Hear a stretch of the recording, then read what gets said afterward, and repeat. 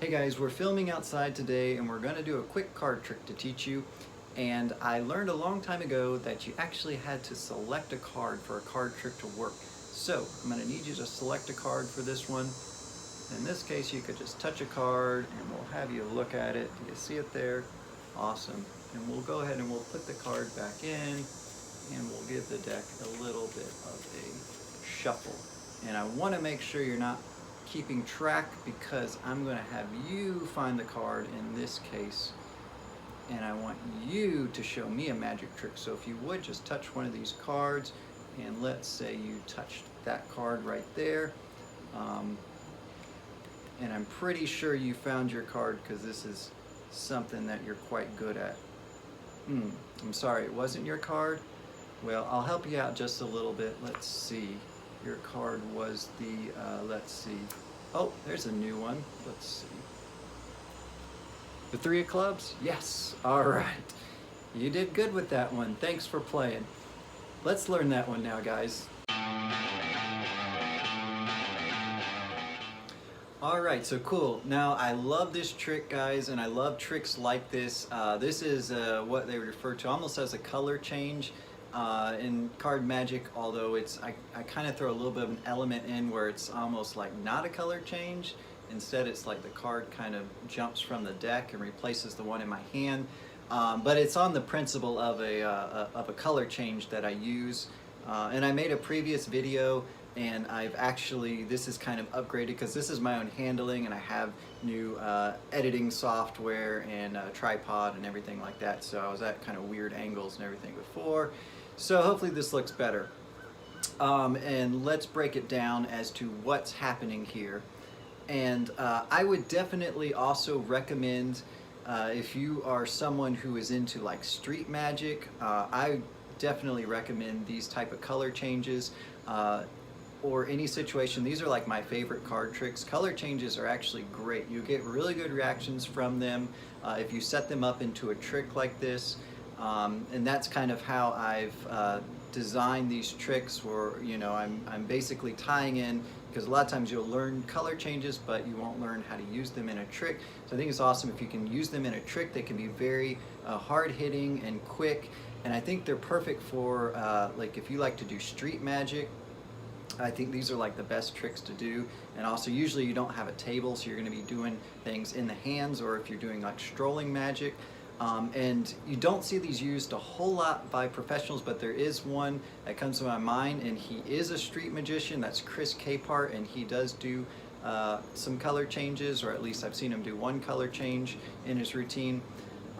So here is my handling of this trick, and some unique elements I added into it. You're essentially, and this is kind of an advanced trick, guys, so if you're a beginner, you may want to try something else, or let this be something that you work up to, but you're not going to get this you know, in the first day. This is going to take some work, and a lot of different sleights are happening, and it's a fun trick to learn eventually though.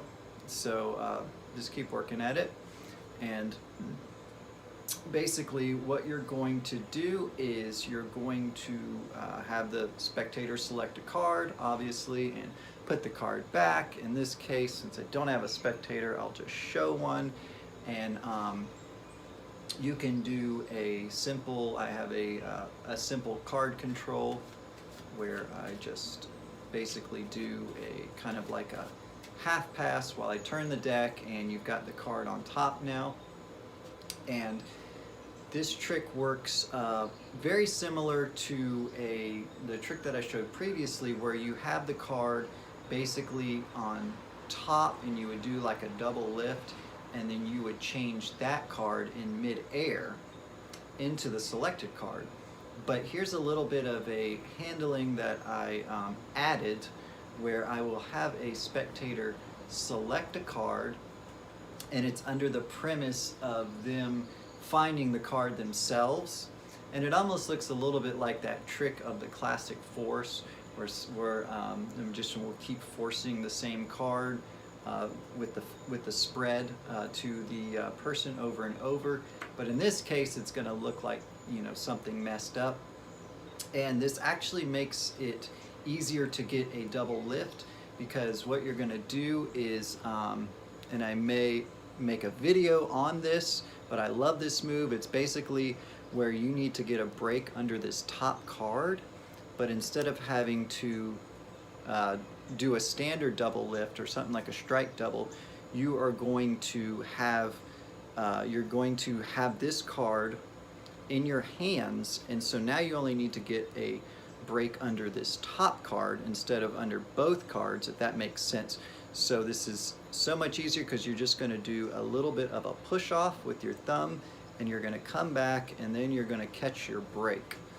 So again, I'm going to make a video and link to that, but that's what you're doing.